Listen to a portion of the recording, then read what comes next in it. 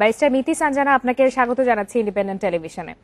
এই যে একের পর এক নারী নির্যাতনের ঘটনা ঘটছে এবং এটির মাত্রা কিন্তু দিন দিন বেড়েই চলেছে, একজন আইনজীবী হিসাবে আপনি কি মনে করেন এর পেছনে আসলে মূল কারণ কি? দেখুন, এই বছর আমাদের একটি আইনে কিন্তু অনেক কঠোরতা আনা হয়েছে এবং আপনি জানেন যে আইন সংশোধনের মাধ্যমে ধর্ষণের সর্বোচ্চ শাস্তি মৃত্যুদণ্ড করা হয়েছে এবং তার ধারাবাহিকতায় আমরা দেখেছি বেশ কিছু ঘটনা কিন্তু দ্রুত বিচারের মাধ্যমে যারা দোষী রয়েছেন তাদেরকে আপনার বিচারের মুখোমুখি করে শাস্তিও প্রদান করা হয়েছে।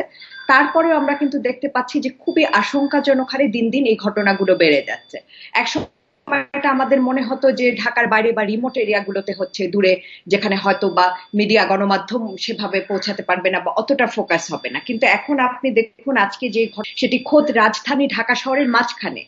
তো এক্ষেত্রে কিন্তু এই যে কঠোর আইন রয়েছে, সেই আইন তো রয়েছে, রাষ্ট্র আইন তৈরি করেছে এবং ধর্ষণকে সর্বোচ্চ শাস্তি, সর্বোচ্চ ঘৃণিত অপরাধ হিসেবে চিহ্নিত করেছে। সেই সাথে সাথে কিছু কিছু বিচার আমরা দেখতে পাচ্ছি হচ্ছে, কিন্তু এখানে মূল বিষয় যেটি, সেটি কিন্তু আমাদের ভুলে গেলে চলবে না যে এই যে সামাজিক মূল্যবোধের অবক্ষয় একটি দিন দিন আমরা দেখতে পাচ্ছি, যে পারিবারিক শিক্ষার অভাব এবং পারিবারিক মূল্যবোধের অভাবের কারণে কিন্তু এই ধরনের ঘটনাগুলো জন্ম দিচ্ছে।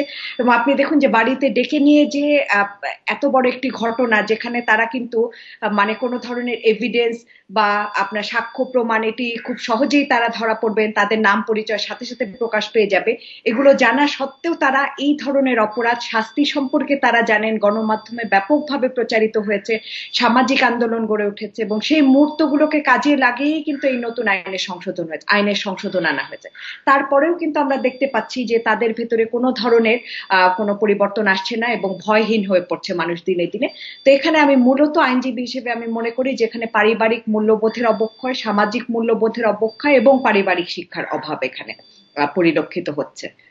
একটু জানতে চাই যে আপনাদের কাছে নিশ্চয়ই এই ধরনের অনেক ঘটনা আসে, আপনারা দেখা যায় যে সেইগুলো বিভিন্নভাবে সমাধান দেওয়ার চেষ্টা করেন বা সর্বোচ্চ শাস্তির ব্যবস্থা করা হয়, তারপরেও কেন এই অপরাধগুলোর মাত্রা দিন দিন ভয়ঙ্কর হয়ে উঠছে এবং মাত্রা কিন্তু পরিবর্তিত হচ্ছে? এটির কারণে কি সামাজিক অবক্ষয়? জি, দেখুন, ভিন্ন ভিন্ন মাত্রা পাচ্ছে, অপরাধগুলো সংঘটিত হচ্ছে এবং এটি কিন্তু এখন ভিন্ন ভিন্ন মাত্রা পাচ্ছে। ধরুন ধর্ষণের পরে সেটিকে আবার ভিডিও আকারে সেটিকে ধারণ করা, সেই ভিডিওটিকে আবার প্রকাশ করা, পাবলিশ করা, ডিসেমিনেট করা, এই ধরনের ঘটনাগুলো দেখতে পাচ্ছি এবং নানান ধরনের ভায়োলেন্স গুলো ভিন্ন ভিন্ন মাত্রা পাচ্ছে।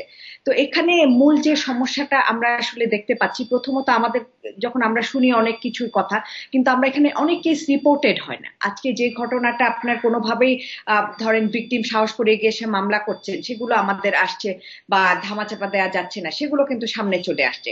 অনেক ক্ষেত্রেই কিন্তু আপনার ভিকটিম প্রথমত মামলা করতে ভয় পান, সেখানেও সমাজের একটি আপনার ভূমিকা, আমি বলবো যে নেতিবাচক ভূমিকা, কেননা সমাজ কখনোই একজন ভিকটিমকে ভালো চোখে দেখে না এবং পরবর্তীতে এই ভিকটিমকে কিন্তু পুনর্বাসন করা খুব কঠিন হয়ে দাঁড়ায়।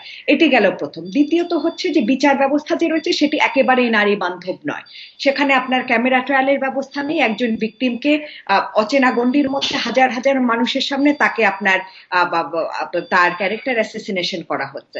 এবং তৃতীয় যেটি, সেটি হচ্ছে দীর্ঘসূত্রিতা রয়েছে। এবং আপনি দেখবেন আজকে যে ঘটনাটি ঘটেছে, এটি যেহেতু ঢাকা শহরে অনেক প্রভাবশালী মহলরা চলে আসবেন, কিভাবে এই যে অপরাধী রয়েছেন, কিশোর অপরাধী বা হোয়াট এভার যে রয়েছেন, কিভাবে তাকে আসলে আসামি যিনি রয়েছেন, অভিযুক্ত ব্যক্তি, বাঁচানো যায়।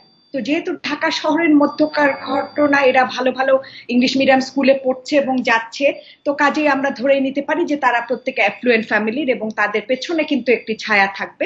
এখানে আমরা কিন্তু আশা করছি যে কোনো অবস্থাতেই যাতে এই অপরাধীরা পার পেয়ে না যায় এবং তারা তাদের পেশি শক্তির বলে, টাকা পয়সা দিয়ে অনেক সময় তারা সেটেল করার চেষ্টা। এখানে মেয়েটি মৃত্যু ঘটে গেছে, সেও একটি ভালো স্কুলে যেত এবং ঢাকা শহরে নাম করা বা ভালো জায়গায়, আমি বলছি যে রাজধানীর মাঝখানের ঘটনাটি। তো কাজে এখানে কিন্তু আমি খুবই আশঙ্কা করছি এখানে একটি সম্ভাবনা রয়ে যেতে পারে যে কিভাবে আসলে এই যে অভিযুক্ত ব্যক্তি, তাকে কিভাবে আইনের ফাঁকফোকর গলিয়ে বের করিয়ে আনা যায়। মিতি সানজানা, আমাদের সাথে যোগ দেওয়ার জন্য আপনাকে অসংখ্য ধন্যবাদ। আমরা আশা করি যে রাজধানীতে হোক বা বাংলাদেশের যেই জায়গায় হোক না কেন, সেখানেই যেন এই নারী নির্যাতনের দৃষ্টান্তমূলক শাস্তির ব্যবস্থা করা হয়। আপনাকে অসংখ্য ধন্যবাদ।